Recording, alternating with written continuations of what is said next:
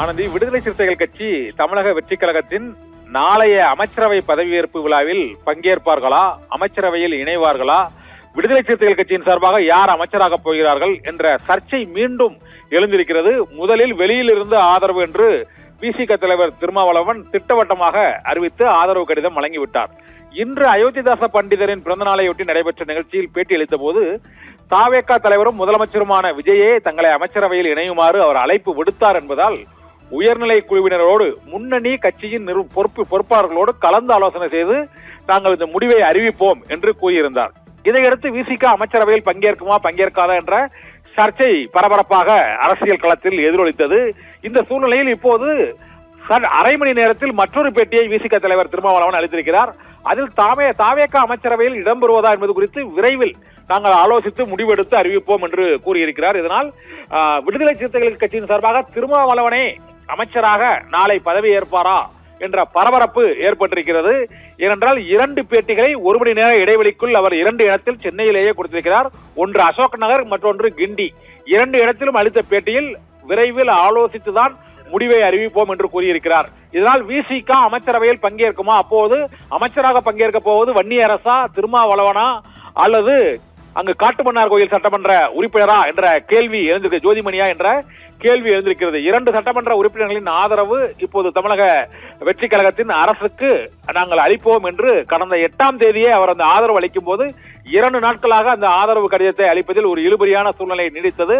அதற்கு காரணம் எங்களது ஆலோசனை அனைத்து தரப்பினரிடம் கலந்து ஆலோசித்து அந்த முடிவை அறிவிப்பதால் ஏற்பட்ட தாமதமே தவிர வேறு எதுவும் இல்லை என்று அப்போது மறுப்பு தெரிவிக்கப்பட்டது. அப்போதே திருமாவளவனை முதலமைச்சர் வேட்பாளராக நிறுத்தப் போவதாகவும் அதற்கு திமுக அதிமுக ஆதரவு அளிக்கப் போவதாகவும் அதனால்தான் தாவேகா அரசுக்கு விசிக ஆதரவை அவர் தள்ளி வைத்ததாகவும் அசோக் நகர் அலுவலகத்திலும் இல்லாமல் வேளச்சேரியில் உள்ள அவருடைய இல்லத்திலும் இல்லாமல் நட்சத்திர ஹோட்டலில் அவர் தங்கியிருந்ததற்கான காரணமும் ஆதரவு ஒருங்கிணைவை அங்கு அழைத்து ஆதரவு கடிதம் வழங்கியதற்கு பின்னணியும் அதுதான் காரணம். திருமாவளவன் முதலமைச்சராக்குவதற்கு முயற்சிகள் மேற்கொள்ளப்படுகின்றன என்ற சர்ச்சை அப்போதே ஏற்பட்டது. ஆனால் அதை பின்னர் அவர் ஆதாரபூர்வமாக மறுத்துவிட்டார். வழக்கமான ஆலோசனைக்கு பின்னர் இந்த முடிவை அறிவித்தோம், இடதுசாரிகளின் கருத்தை ஒட்டியே எங்களது முடிவு இருக்கும் என்று கூறிவிட்டு மறுநாள் அந்த முடிவை அறிவித்தோம். இதில் எந்த அரசியல் சர்ச்சையும் இல்லை என்று விசிக தலைவர் தொல் திருமாவளவன் கூறியிருந்தார்.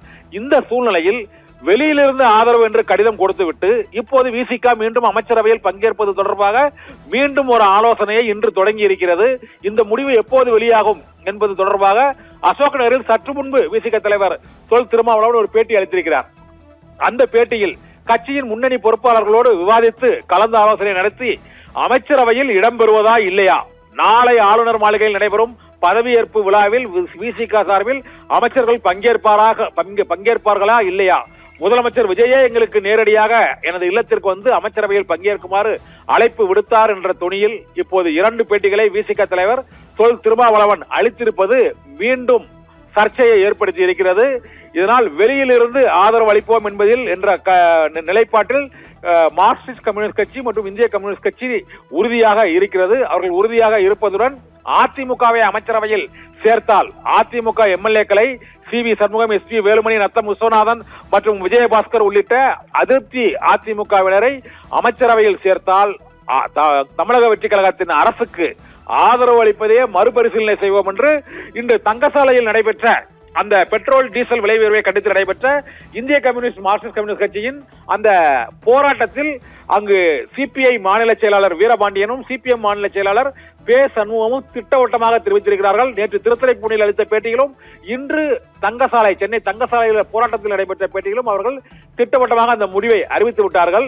இந்த சூழ்நிலையில் விசிகவின் முடிவில் ஒரு மாற்றம் ஏற்பட்டிருப்பது போல இப்போது தெரிவதால் விடுதலை சிறுத்தைகள் கட்சியின் சார்பாக திருமாவளவன் அமைச்சராகிறாரா, வன்னியரசு அமைச்சராகிறாரா, ஜோதிமணி அமைச்சராவாரா, எத்தனை அமைச்சர்கள் என்ற சர்ச்சை மீண்டும் சூடு பிடித்திருக்கிறது.